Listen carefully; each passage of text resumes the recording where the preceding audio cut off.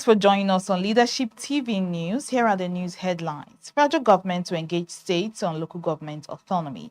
Natasha Vows legal action against Senate. 8 banks meet new CBN capital base ahead of the 2026 deadline. Commission seeks NDLEA support to conduct drug tests for police recruits. And on sports, Galatasaray excited about Osimhen's return. Here's the news in detail. The federal government has disclosed plans to meet with sub-national governments to discuss possible ways for the implementation of controversial financial autonomy for the 774 local government areas in the country.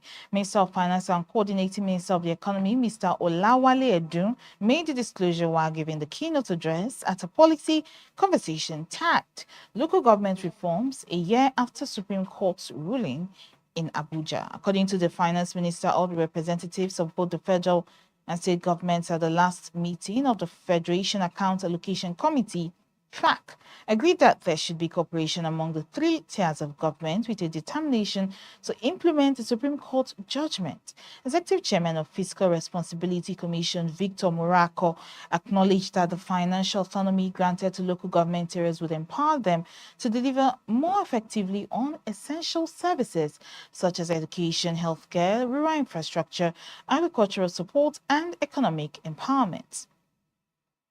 Moving on in the news, Senator Natasha Vows on Tuesday decried her denial of access to the National Assembly complex despite a valid court order nullifying her suspension, vowing to seek redress at the appellate court. Leadership TV recalls that Natasha, who was suspended by the Senate for 6 months on Tuesday, attempted to resume legislative duties following a ruling by Justice Binta Nyako of the Federal High Court in Abuja, which declared her suspension unconstitutional and ordered her immediate reinstatement.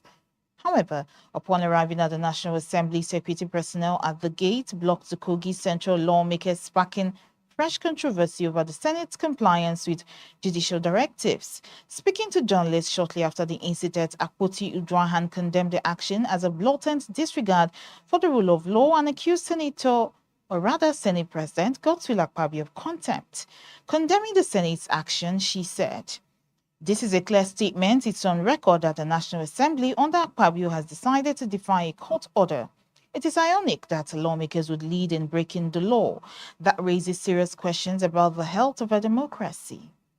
Regarding her next steps, the senator said she would consult with her legal team to pursue further action at the appellate level.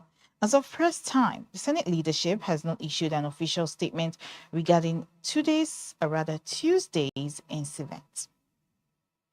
And now it's about 8 months to the March 31st, 2026 deadline given to banks to meet the new capital base. The governor of the Central Bank of Nigeria, CBN, Olayemi Kadoso, has revealed that 8 banks has met the recapitalization, while others are in the process of meeting the benchmark. The Apex Bank gave a 24-month deadline, or rather timeline, running from April 1st, 2024 to March 31st, 2026 for banks with international license in at least 500 billion naira, national banks to have a minimum of 200 billion naira, and regional banks to maintain 50 billion naira as their paid-up capital. Leadership TV correspondent reports that the CBN, however, did not disclose the identities of the banks that have crossed the hurdle as of the time of filing this report.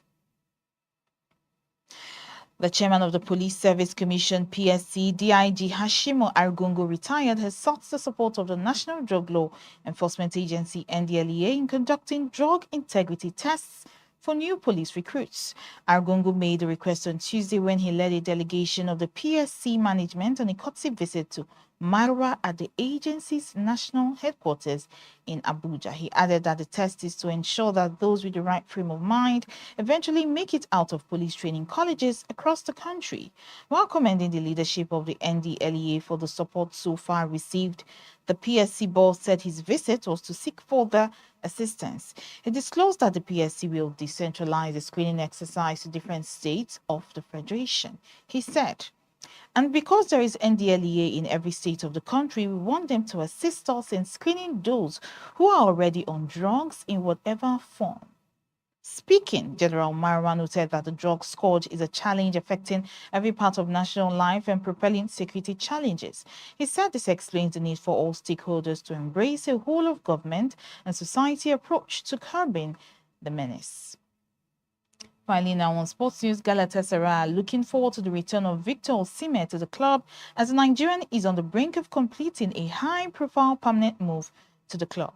Punch Sports Extra reports that Galatasaray coach Okan Buruk confirmed that talks between both clubs are progressing positively and that only minor details remain outstanding.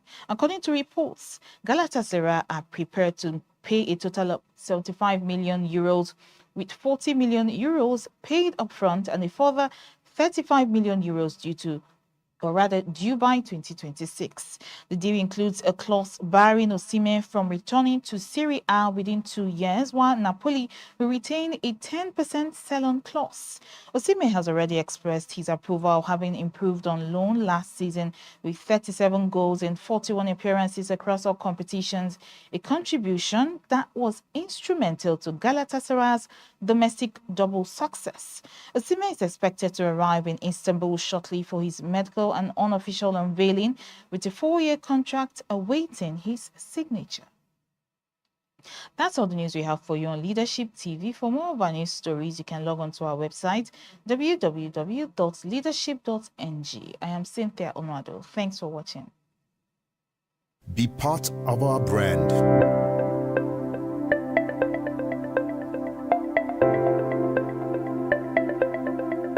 Leadership for God and country.